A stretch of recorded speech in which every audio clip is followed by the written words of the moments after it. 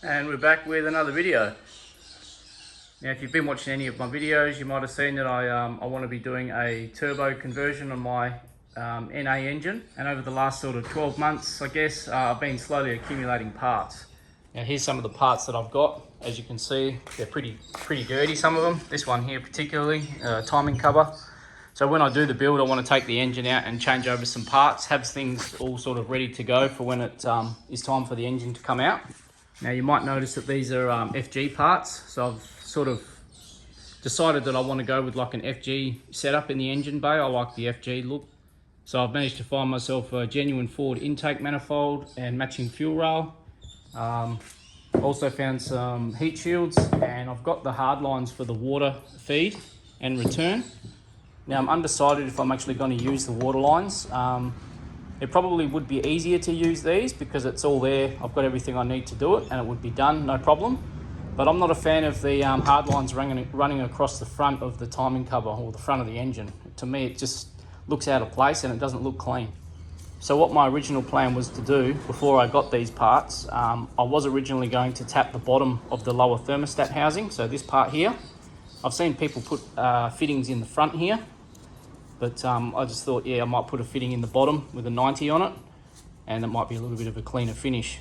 The only thing doing that is I would need to run quite a long hose off of this fitting to go probably either underneath the engine or around the back of the block back to the turbo.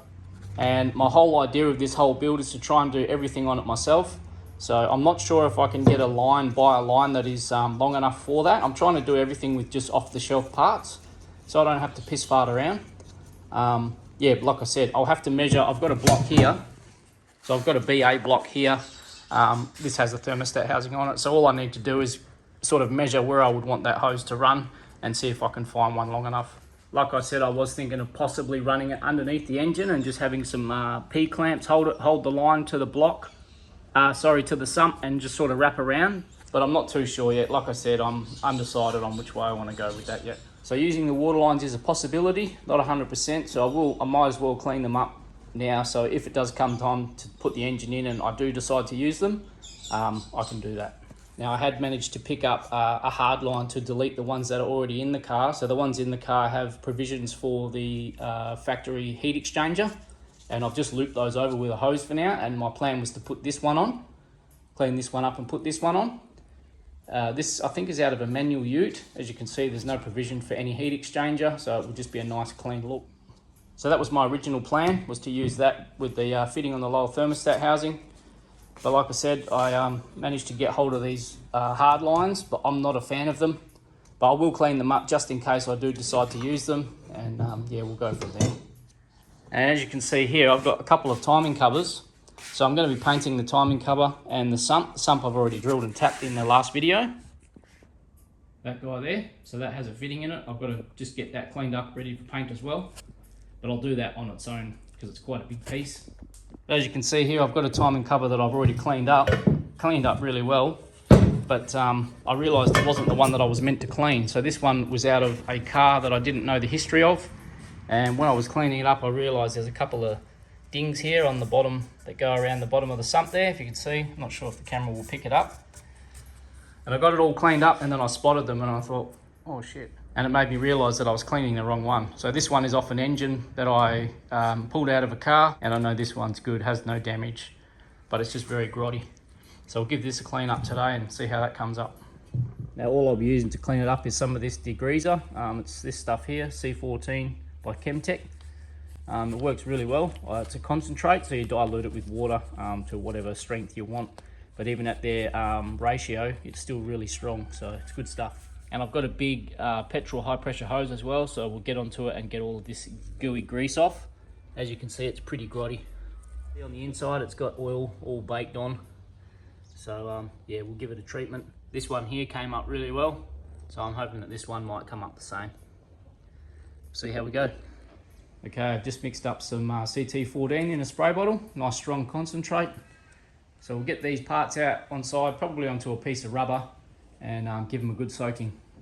Okay, got the parts outside, so I've just got the timing cover and manifold out here. I think the heat shields I'm going to do by hand just because they're quite a delicate piece of aluminium, and as well as the water lines, I'll probably just do those another day actually. So we'll just get stuck into the timing case, which is the main thing, and I'll clean up this manifold while I'm at it. So let's get some degreaser on these things. Just turn this thing. There we go. So I'm just going to bomb everything and try and agitate it, and then I'll get the high pressure hose and hose it off and see how it's looking. Okay, now I've been scrubbing away. I did hose it off with the high pressure hose, and it didn't really do much, so I've been hitting it with some steel wool and the degreaser. It's coming up really well. Just haven't got into all the little nooks and crannies in the very tight corners. I'll do what I can, but I don't think I really need to stress too much about those areas anyway, as long as the whole thing's clean. But yeah, it's coming up well. Okay, all cleaned up. Timing cover's all done, come up really well. Had a little bit of stuff in the corners here, as you can see, which is a bit of a mission getting in there. I may have another go at cleaning that up, or I might just leave it. I'll probably have another go at it, knowing me. But yeah, really happy with how it come up compared to how it was. All that stuff was baked on. So the steel wool trick works a treat. Pretty stoked, because that's another thing ticked off the list. So this is pretty much ready for paint now, to prep and paint. So now we'll move on to the intake manifold. I've got a couple of steel wool pads. I'll only need one for this to get all this cleaning up done in one go today. And I may even touch these lines, but they'll be piece of cake. Just get the steel wool and just run it up along them while it's wet, and yeah, they'll come up sweet. So let's get into this manifold. Okay, I've taken the map sensor out of it and the little brace that goes off here. So I'll just bomb it on with some degreaser and then hit it with the steel wool. Wow, already you can see the results just from that. Effortless. I'll just give that another spray and we'll have a look at it. Wow, that's come up like brand new. Alrighty, got the manifold all cleaned up, sprayed it with some more degreaser to keep it wet. So let's hose it off and see how it comes up.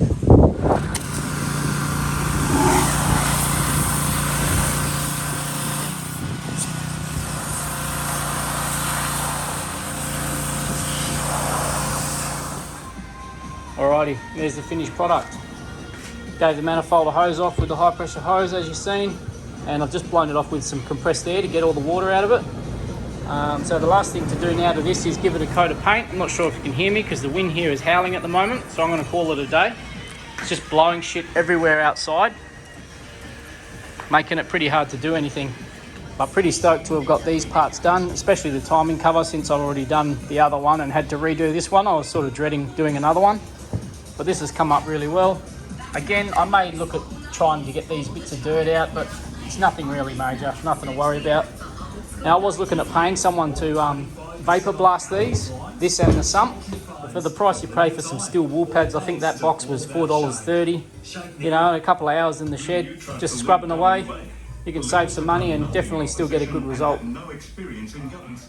So the next thing for these now is to paint them. I want to give these a etch prime first and then get a top coat on them, and then a satin clear. Still undecided on what colour I want to go. I've got a couple of colours in mind, but I haven't decided on exactly which one. But main thing is now they're all cleaned up. So I'm going to put the fuel rail back on the manifold. I didn't clean that up today, but that's pretty clean anyway. But I will clean that down the track.